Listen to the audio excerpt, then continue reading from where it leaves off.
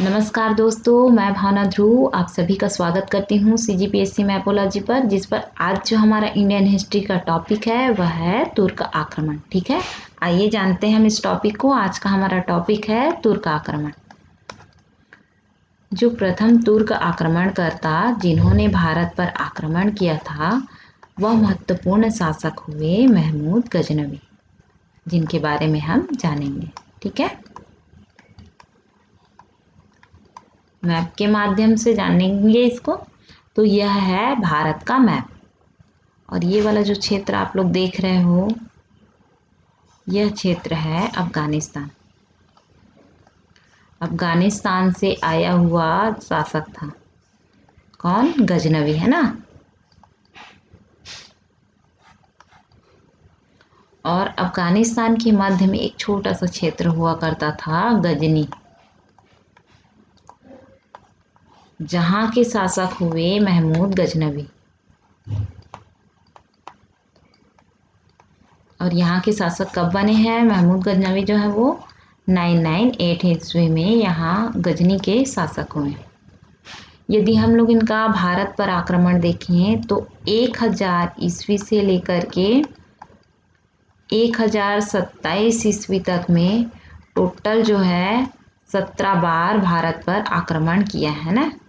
इन्होंने, महमूद गजनवी ने कितने बार आक्रमण किया? 17 बार भारत पर आक्रमण किया।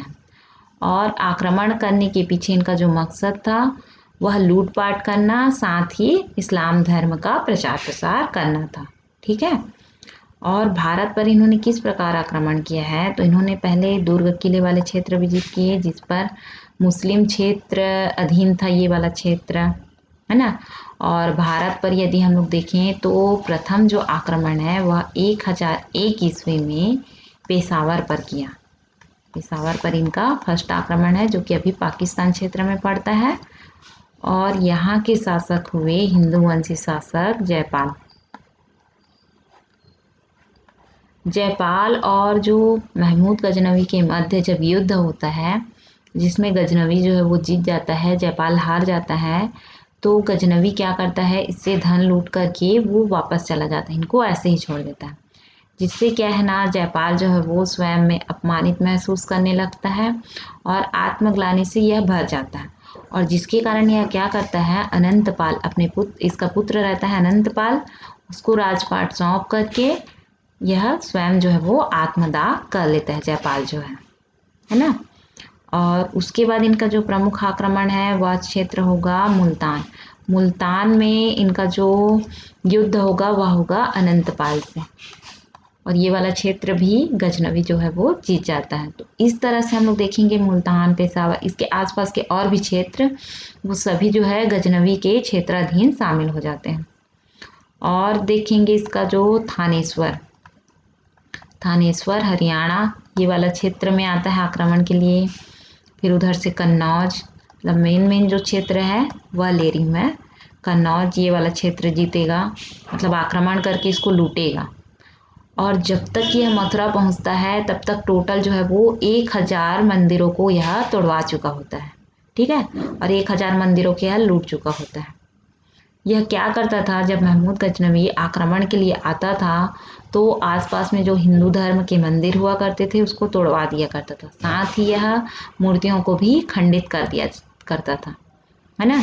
इसलिए इसे मूर्ति भंजक भी कहा जाता है महमूद गजनवी को, इसीलिए। और इनका जो महत्वपूर्ण आक्रमण हम लोग देखिए तो वह होगा बुंदेलखंड में। बुंदेलखंड मध्य प्रदेश है ना, वहाँ पड़ता है। तो बुंदेलखंड के उस समय चंदेल वंशी शासक हुआ करते थे विद्याधर। उनका ये एकमात्र ऐसे प्रतापी साहसी शासक थे विद्याधर, हिंदू शासक, है ना, जिन्होंने सफलतापूर्वक महमूद गजनवी का प्रतिरोध किया था। साथ ही इनको संधि के लिए भी विवश कर दिया था महमूद गजनवी को, जिसमें महमूद गजनवी ने इन्हें 15 किले जो है वो दिए थे, है ना, विद्याधर को दिए थे। तो ये बहुत ही प्रतापी शासक हुए विद्याधर, जो कि चंदेल वंशी शासक थे। और इनके बारे में एक महत्वपूर्ण तथ्य यह है, इन्होंने खजुराहो के जो कंदरिया शिव मंदिर है उसका निर्माण करवाया है विद्याधर ने।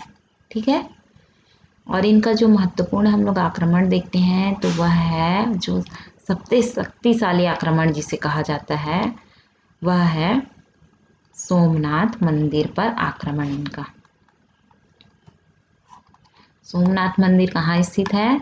सोमनाथ मंदिर स्थित है आपका गुजरात के जूनागढ़ क्षेत्र में, है ना।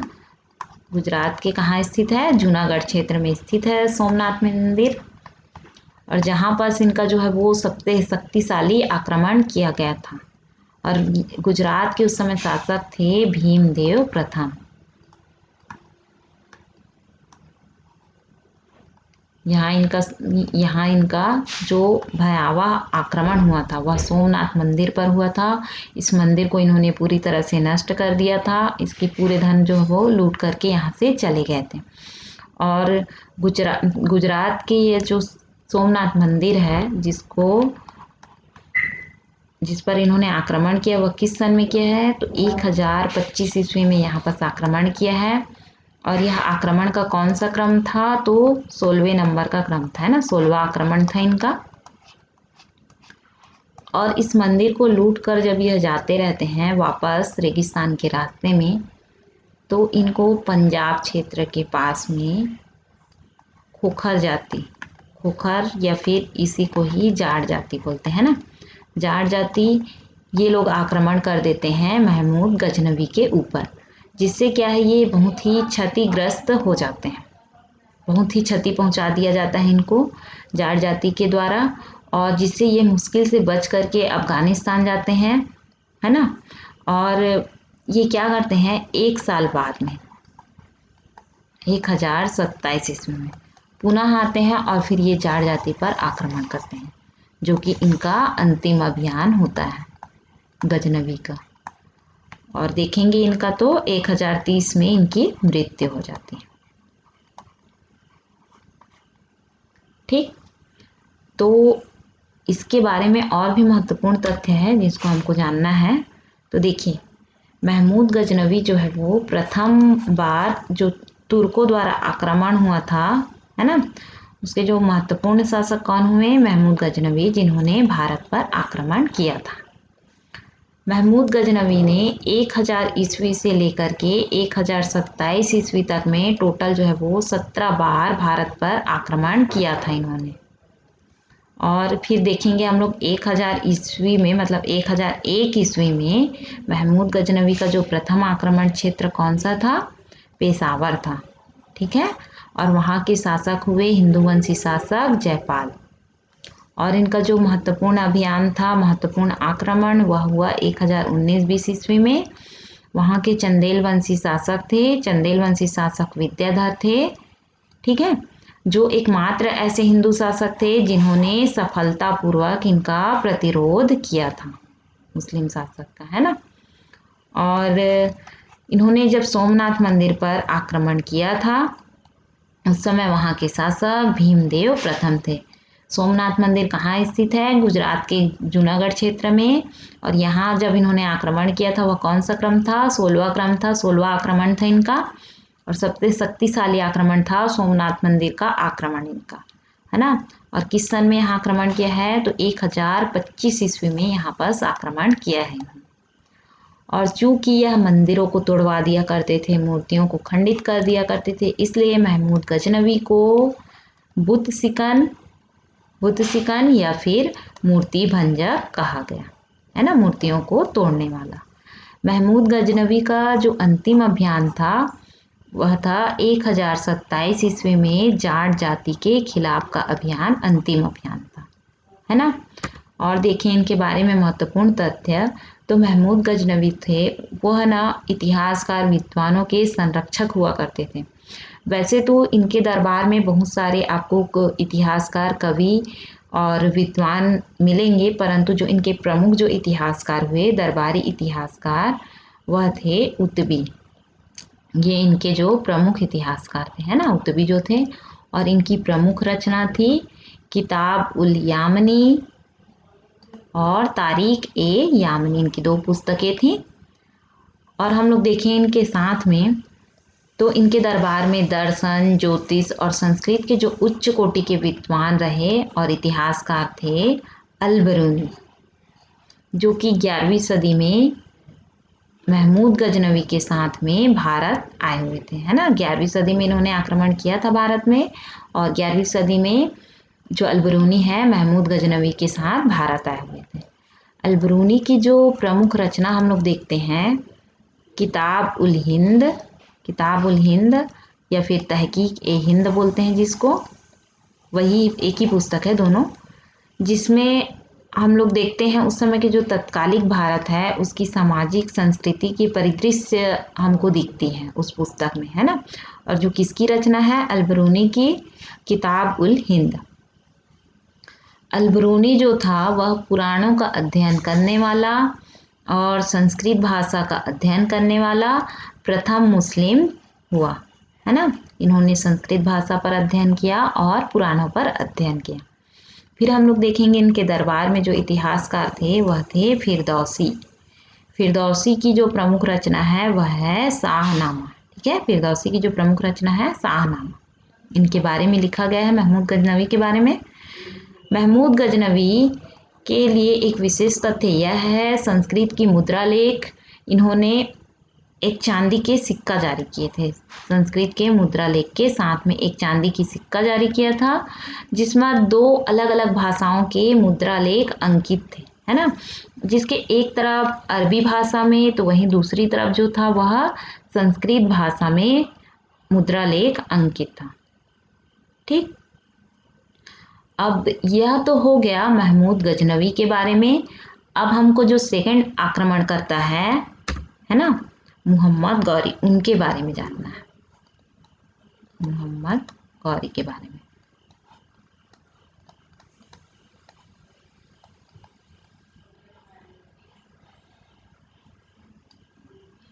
तो देखिए भारत का मैप है ये, है ना, जिसमें ये वाला क्षेत्र कौन सा क्षेत्र है, अफगानिस्तान, ठीक। यह भी कहाँ से आए थे, अफगानिस्तान से आए थे गौरी जो है वो। ये वाला क्षेत्र जो है वो गजनी है ना, तो उसके समीप ही एक तो पहाड़ी क्षेत्र हुआ करता था गौर वंश का। इनको गौर वंश का मोहम्मद भी कहा जाता था, किनको, मोहम्मद गौरी को। तो गौर वंश का एक तो छोटा सा पहाड़ी क्षेत्र था इनका, वहाँ के शासक हुए मोहम्मद गौरी, ठीक है। और गौरी यहाँ के शासक कब बने हैं, तो 1173 ईस्वी में यहाँ के शासक बने, है ना। और भारत पर यदि हम लोग देखें तो मुस्लिमों का जो वास्तविक संस्थापक कहा गया है वो मोहम्मद गौरी को कहा गया है, क्योंकि इन्होंने जब आक्रमण किया तो इनका उद्देश्य जो था वह अपना साम्राज्य स्थापित करना था, मुस्लिम संप्रदाय का साम्राज्य स्थापित करना था भारत पर, है ना। तो जो इनका हम लोग आक्रमण देखें तो 1175 में प्रथम जो इनका आक्रमण है वह होगा मुल्तान क्षेत्र में। मुल्तान में उस समय मुस्लिम शासक का शासन हुआ करता था, ठीक है। और जो महत्वपूर्ण इनका देखें तो 1178 ईस्वी में ये जो करेंगे आक्रमण पाटन में। पाटन कहाँ है, पाटन है गुजरात में, है ना। गुजरात में इनका आक्रमण हुआ। उस समय गुजरात के शासक हुए भीम द्वितीय, और जिससे क्या है इनका युद्ध होता है मोहम्मद गौरी और भीम द्वितीय का, जिसमें भीम द्वितीय मोहम्मद गौरी को हरा देते हैं। ये इनकी पहली हार होती है, ठीक है। पहली हार इनकी कहाँ होती है, तो भीमदेव द्वितीय से इनकी पहली हार होती है ना। गुजरात के पाटन पर इन्होंने आक्रमण किया था। उसके बाद ये क्या करते हैं, ये जो आसपास का क्षेत्र रहता है ना, पंजाब, हरियाणा, भटिंडा, है ना, तो ये आसपास का क्षेत्र को ये विजित करते हैं। उसके बाद हम लोग देखेंगे इनका जो महत्वपूर्ण युद्ध है वह होगा दिल्ली और अजमेर, दोनों के शासक थे पृथ्वीराज चौहान।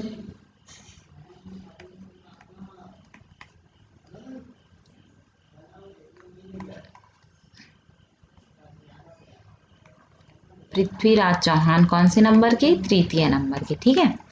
पृथ्वीराज चौहान, इनसे इनका महत्वपूर्ण युद्ध होगा, जिसको हम लोग जानते हैं जो है प्रथम युद्ध है उसको हम लोग जानते हैं तराइन का युद्ध, तराइन के युद्ध के नाम से जानते हैं हम लोग, है ना। तराइन कहाँ है आपका, हरियाणा में पड़ता है। तो पृथ्वीराज चौहान से इनका युद्ध होगा 1191 ईस्वी में। किसके किसके मध्य होगा, तो मोहम्मद गौरी और पृथ्वीराज चौहान के मध्य होगा, जिसमें जो है पृथ्वीराज चौहान जो है वो विजित होते हैं ना, इसमें जीतते हैं ये वाले में, प्रथम युद्ध में। और इसमें क्या करता है जो पृथ्वीराज चौहान है, इसकी सेना को तो संपूर्ण तरह से नष्ट ही कर दिया रहता है पृथ्वीराज चौहान जो है वो प्रथम युद्ध में। और सेकंड जब इनका युद्ध होगा, तराइन का द्वितीय युद्ध, उससे पहले हमको एक स्टोरी और जानना है, वह है ये देखिए, ये है कन्नौज। कन्नौज के क्षेत्र के शासक हुए जयचंद। जयचंद जो थे ना, वो पृथ्वीराज चौहान को बिल्कुल भी पसंद नहीं करते थे। क्यों पसंद नहीं करते थे, तो जयचंद जो है वो स्वयं जो है वो दिल्ली का सिंहासन पर बैठना चाहते थे, है ना। दिल्ली का तख्त यह चाहते थे जयचंद, जिसके कारण ये पृथ्वीराज चौहान को बिल्कुल भी पसंद नहीं करते थे। और एक कारण था कि इनकी पुत्री थी संयोगिता जयचंद के, जो कि पृथ्वीराज चौहान से विवाह करना चाहते थे, संयोगिता और पृथ्वीराज चौहान। जब जयचंद को इस बारे में पता चलता है कि उनकी पुत्री पृथ्वीराज चौहान से विवाह करना चाहती है, तो जयचंद क्या करते हैं, अपनी पुत्री को बंदी बना लेते हैं, है ना। और साथ ही क्या करते हैं, जब बंदी बना लेते हैं तो इनका स्वयंवर भी आयोजित कर देते हैं, तो जिससे कि पृथ्वीराज, और उस स्वयंवर में पृथ्वीराज चौहान को निमंत्रण नहीं देते, और पृथ्वीराज चौहान क्या करते हैं, स्वयंवर से इनका हरण करके ले जाते हैं संयोगिता का, जिससे कि जयचंद का दुश्मनी जो है वो और भी कटु हो जाता है ना, इनसे और भी गुस्सा हो जाते हैं। फिर हम लोग जब देखेंगे तराइन का सेकेंड युद्ध, और पृथ्वीराज चौहान जो है, जब प्रथम युद्ध में इनका जो गौरी का जो पूरा जो सेना था उसको नष्ट कर चुका था, है ना, तो पृथ्वीराज चौहान कहीं न कहीं निश्चिंत हो गया था यहाँ, और इनको लगा था कि वह इतनी जल्दी आक्रमण के लिए नहीं आएगा। लेकिन गौरी जो है वो 1 साल में अपनी सेना को सजग करके तुरंत ही आक्रमण कर देता है, जिसे हम लोग तराइन के सेकेंड युद्ध के नाम से जानते हैं। और यह कब हुआ, तो 1192 ईस्वी में हुआ। और किसके किसके मध्य हुआ है, तो मोहम्मद गौरी और पृथ्वीराज चौहान के मध्य हुआ है ना, जिसमें जो है वो गौरी विजित होते हैं। और इनकी हार का कारण क्या होता है पृथ्वीराज चौहान का, तो जो जयचंद से इनकी दुश्मनी, ठीक है। तो जब आक्रमण करता है ये, जब तक इनको पता चलता है कि मोहम्मद गौरी जो है वो आक्रमण कर रहा है, तब पृथ्वीराज चौहान जो है वो सहायता मांगते हैं जयचंद से, परंतु इनकी दुश्मनी होने के कारण जयचंद इनका समर्थन नहीं करते। साथ ही ये किसका समर्थन करते हैं, गौरी का। और किस लिए समर्थन करते हैं, तो दिल्ली के तख्त पर बैठने के लिए जयचंद जो है वो इनका समर्थन करते हैं, जिसके कारण जो तराइन का सेकेंड युद्ध है वह गौरी जो है वो जीत जाता है ना। और फिर हम लोग देखेंगे तो फिर इनका जो प्रमुख युद्ध है वह होगा 1194 ईस्वी में, जिसे हम लोग जानते हैं चंदावर का युद्ध। चंदावर कहाँ है, उत्तर प्रदेश में, है ना। चंदावर के युद्ध के नाम से जानते हैं, जिसमें जयचंद और गौरी के मध्य में युद्ध होगा,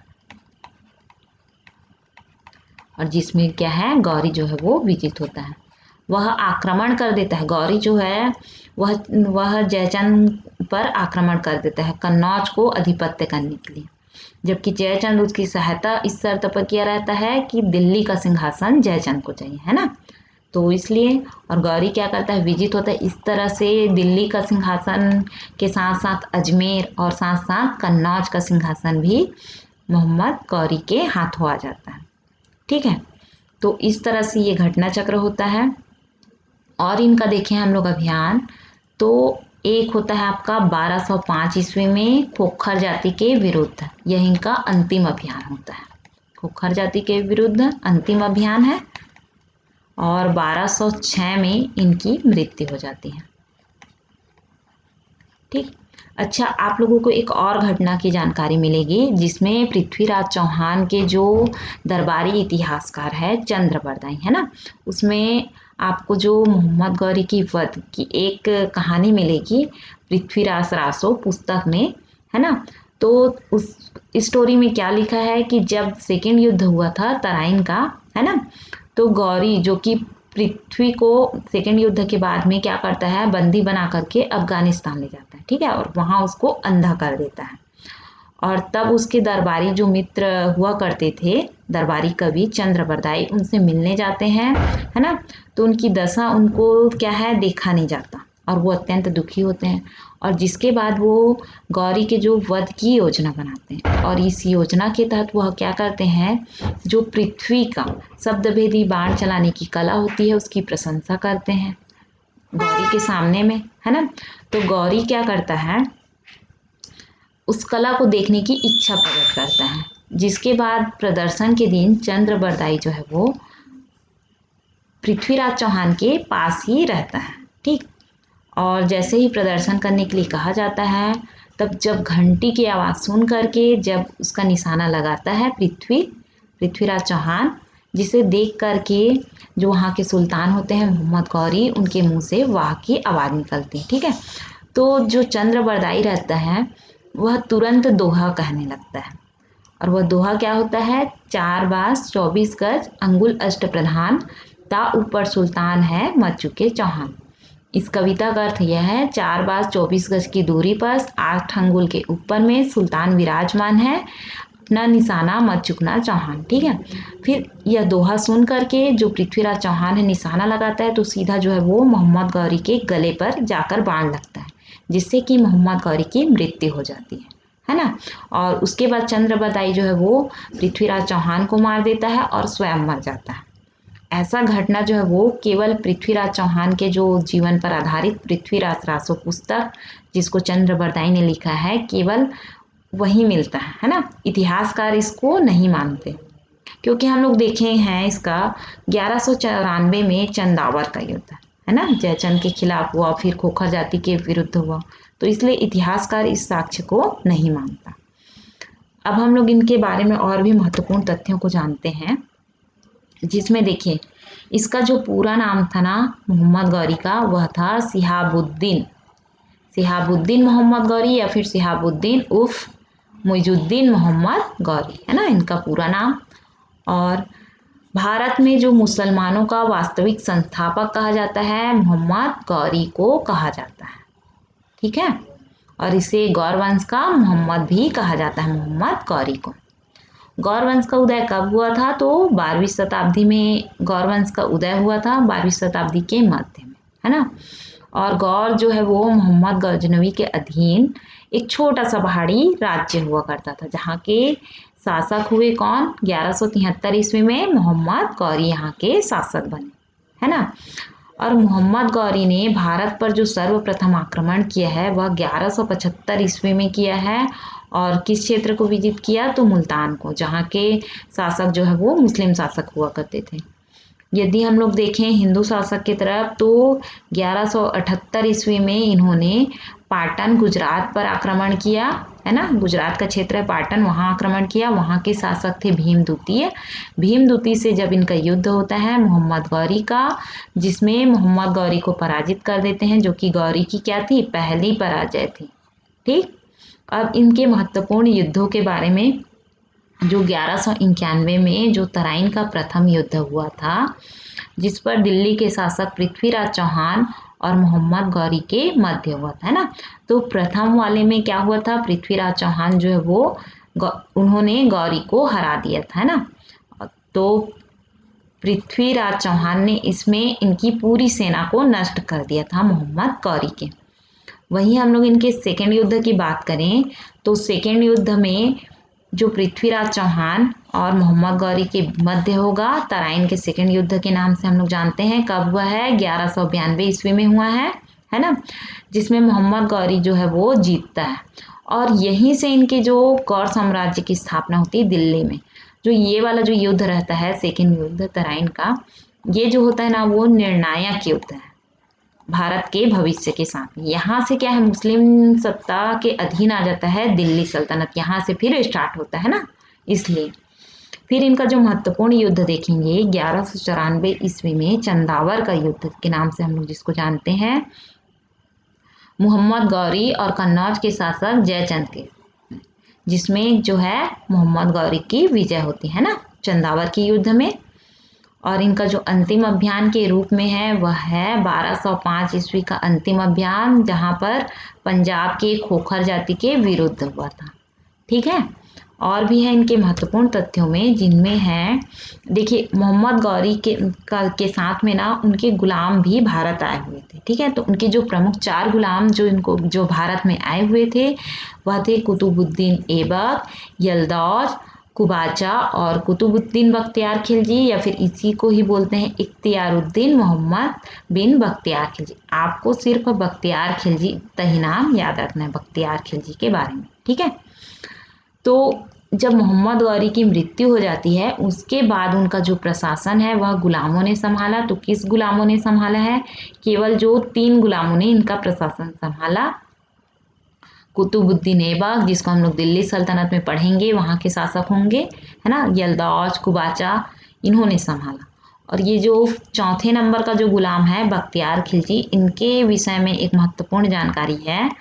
बंगाल और बिहार पर विजय के लिए जब जाते हैं ये बंगाल और बिहार पर, है ना, तो वहाँ जो नालंदा विश्वविद्यालय होता है उसको यह जला देते हैं। नालंदा विश्वविद्यालय जो कि उस समय विश्व के सबसे जो प्रमुख विश्वविद्यालय हुआ करती थी, है ना, विश्व की सबसे बड़ी विश्वविद्यालय हुआ करती थी नालंदा विश्वविद्यालय, जहाँ से दूर विदेश से लोग यहाँ पढ़ने आया करते थे। उस विश्वविद्यालय को इन्होंने पूरी तरह से नष्ट कर दिया, उनकी लाइब्रेरी को इन्होंने जला दिया। उसकी लाइब्रेरी तो मतलब कहा जाता है कि 2-3 महीने तक जलता रहा, और उस लाइब्रेरी में अमूल्य खजाना हुआ करता था पुस्तकों का, ठीक है, ग्रंथों का, पता नहीं क्या क्या था जिसको इन्होंने जला दिया। अमूल्य भंडार हुआ करते थे वहाँ लाइब्रेरी में। ठीक है, और नालंदा विश्वविद्यालय का निर्माण किसने किया था? तो कुमार गुप्त ने किया था, गुप्त वंश के शासक थे। ठीक है, उसको पढ़ेंगे बाद में। गुप्त वंश के शासक हुए जिन्होंने नालंदा विश्वविद्यालय का निर्माण करवाया था। और हम लोग देखें मोहम्मद गौरी के बारे में, तो उनके साथ में, मोहम्मद गौरी के साथ में उस समय संत जो शेख मोइनुद्दीन चिश्ती थे वह आए थे भारत में। ठीक है, और संत मोइनुद्दीन चिश्ती जिन्होंने चिश्ती संप्रदाय की स्थापना की थी भारत में, है ना, इनके साथ में आए थे। और मोहम्मद गौरी के बारे में एक विशेष तथ्य यह है कि इन्होंने भी सिक्के जारी किए थे, जैसे गजनवी ने सिक्के जारी किए थे, है ना, एक तरफ उन्होंने संस्कृत भाषा के लेख लिखवाए थे, मतलब मुद्रा लेख अंकित किए थे, तो इन्होंने देवी लक्ष्मी की आकृति अंकित की थी एक तरफ, ठीक, और दूसरी तरफ कलमा अरबी भाषा में खुदा रहता था। कलमा क्या होता है? तो कलमा जो है वो मंत्र है, जैसे हिंदुओं में मंत्र होता है वैसे ही मुस्लिमों का मंत्र होता है, उसको कलमा कहा जाता है ना, कलमा मतलब मंत्र। और हम लोग देखें मोहम्मद गौरी के बारे में विशेष तथ्य, तो मोहम्मद गौरी ने सर्वप्रथम अक्ता या फिर इक्ता प्रथा का शुरुआत की थी। ये अक्ता या फिर इक्ता प्रथा क्या है? कहीं कहीं अक्ता दिया रहता है, कहीं कहीं इक्ता दिया रहता है ना, दोनों एक ही है। तो इक्ता प्रथा जो है वह एक तरह का राजस्व कर है।